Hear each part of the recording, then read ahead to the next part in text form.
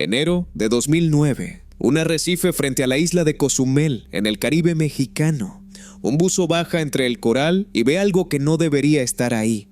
Un pez de rayas rojas y blancas, con largas aletas abiertas como una melena, flotando quieto sobre la roca. No huye, no se esconde. Se queda suspendido en el agua, dejándose mirar, tranquilo, como si fuera el dueño del lugar. Es un pez león, y es el primero que alguien registra en el Caribe mexicano. Lo que hace escalofriante a ese momento no es lo que el pez hace, es lo que no hace nada a su alrededor. Ese pez viene del otro lado del planeta, del Indo-Pacífico, de las aguas entre África Oriental, el sur de Asia y Oceanía, y acaba de aparecer en un mar donde ninguna criatura tiene la menor idea de qué es.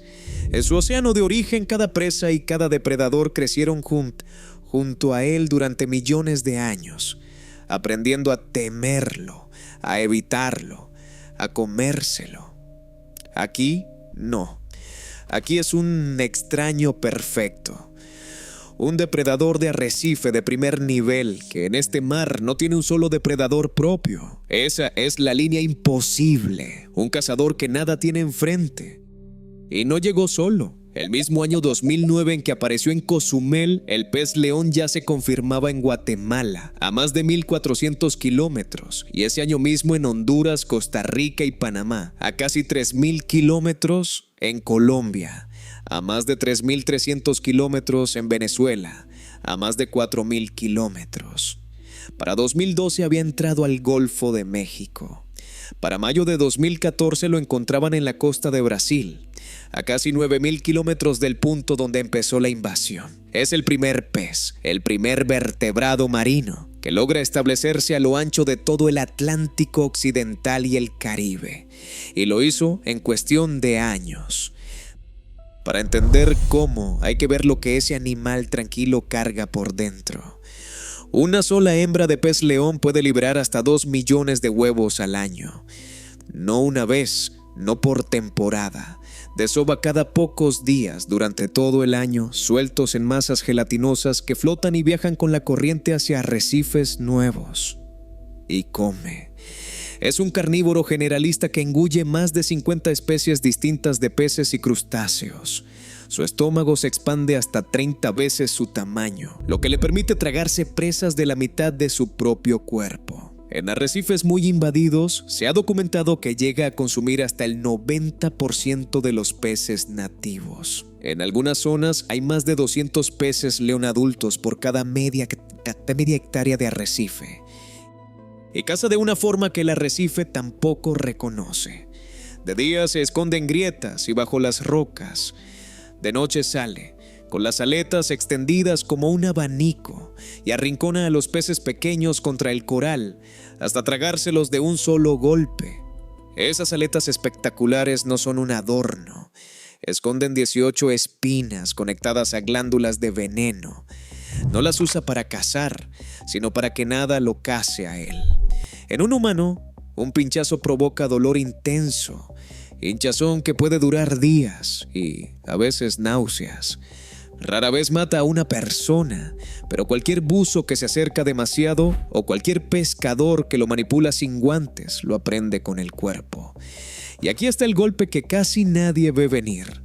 El pez león no muerde el coral, ni lo toca, lo mata de otra manera. Entre las especies que devora están los peces herbívoros como el pez loro, que se pasan el día comiendo algas y manteniendo el arrecife limpio. Cuando el pez león vacía un arrecife de esos herbívoros, las algas crecen sin freno, cubren el coral y le impiden que recuperarse de golpes como el blanqueamiento. El pez no ataca al coral, deja sin trabajadores al arrecife y el arrecife se ahoga solo. Si esta es la clase de historia que te hace ver el mar de otra forma, suscríbete, porque la parte que viene es la que nadie logra explicar del todo. ¿Cómo empezó esto y por qué nada consigue detenerlo? Durante años hubo una explicación limpia, casi perfecta para contar. En 1992, el huracán Andrew azotó Florida y rompió peceras y acuarios frente a la costa. Entre los peces de ornato que se derramaron al mar había peces león, vistosos, caros, comprados justamente por lo bonitos que se ven en un tanque. 6 fugitivos exóticos, arrastrados al Atlántico por una tormenta. Es la versión que todos repiten porque es ordenada, tiene fecha, tiene culpable, tiene una imagen que se queda en la cabeza. El problema es que no cuadra del todo. Hay registros de pez león en aguas del Atlántico ya en la década de los 80, años antes de que Andrew tocara tierra. Y cuando los científicos estudiaron la genética de los millones de peces león que hoy llenan el Caribe, encontraron algo perturbador. Toda esa población inmensa desciende de un puñado minúsculo de individuos fundadores. Unos pocos peces soltados, quizá por acuaristas que se cansaron de ellos, bastaron para sembrar un océano entero. La tormenta es una historia que contamos porque es limpia. La verdad es que nadie sabe con certeza cómo empezó, ni por qué explotó de la forma en que lo hizo.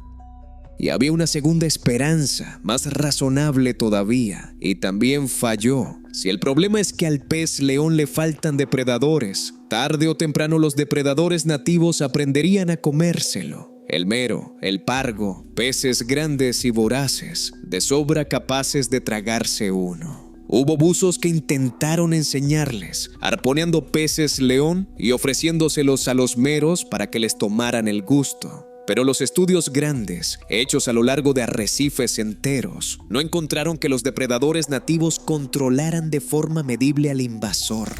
Los grandes cazadores del arrecife simplemente lo evitan.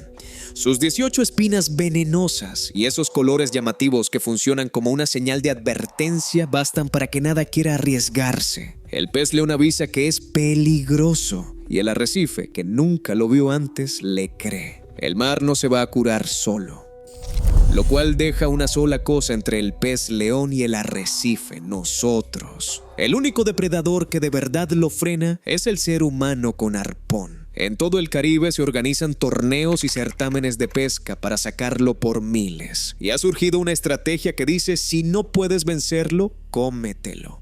Su carne es blanca, buena, y ya se sirve en restaurantes de Quintana Roo, en Xcalac y en Cozumel. En algunos puntos de la costa mexicana, el esfuerzo ha dado fruto. Especialistas de Ecosur señalan que en zonas como Mahahual y Xcalac ya no se ve la abundancia desbordada de los primeros años, que parece haberse alcanzado una especie de equilibrio local. Pero esa es justo la palabra que hay que mirar con cuidado: local. Porque un buzo con arpón alcanza, con suerte, 30 o 40 metros. Y el pez león no vive solo ahí. Vive desde la orilla hasta más de 300 metros de profundidad, en arrecifes oscuros y paredes a las que ningún cazador humano llega. Todo lo que se limpia en la zona somera, la zona de los torneos y de los restaurantes, es apenas la superficie de un problema que sigue entero abajo, en la penumbra, fuera de todo alcance. Una hembra en esa oscuridad sigue soltando 2 millones de huevos al año, y esos huevos flotan hacia arriba, hacia los mismos arrecifes que acabamos de vaciar.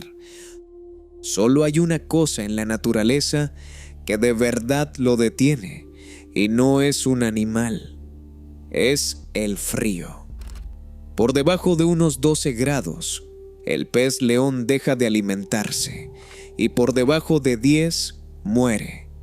Ese límite de temperatura es la única frontera natural que le queda, la razón por la que todavía no ha conquistado también los mares templados. Pero el océano se está calentando, y cada año esa frontera retrocede un poco más hacia el norte y hacia el sur, abriéndole agua nueva que antes le estaba prohibida. Lo que sí se sabe es esto: que el pez león ya no se va a ir.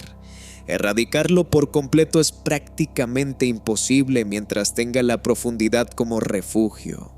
Que lo único que lo mantiene a raya en las zonas turísticas es un esfuerzo humano constante que hay que repetir para siempre, torneo tras torneo, arpón tras arpón, porque el día que se deja de pescar, vuelve. y que por primera vez un mar entero tiene dentro a un depredador de primer nivel que no responde a nada natural, ni a un pez más grande, ni a una enfermedad, ni al hambre, solo a nosotros, y solo hasta donde alcanza el aire de un tanque de buceo. En algún arrecife frente a Cozumel, ahora mismo, un pez león flota quieto sobre el coral, las aletas abiertas, sin miedo, en un mar donde después de más de 15 años sigue sin existir nada que lo case. Y unos metros más abajo, en el agua oscura a la que no baja nadie, otro suelta al agua su próxima nube de huevos, listos para subir con la corriente. La pregunta que nadie ha podido responder todavía no es cómo llegó. Es si un mar puede sostener para siempre a un cazador que no le rinde cuentas a nada, salvo a la mano que sostiene el arpón.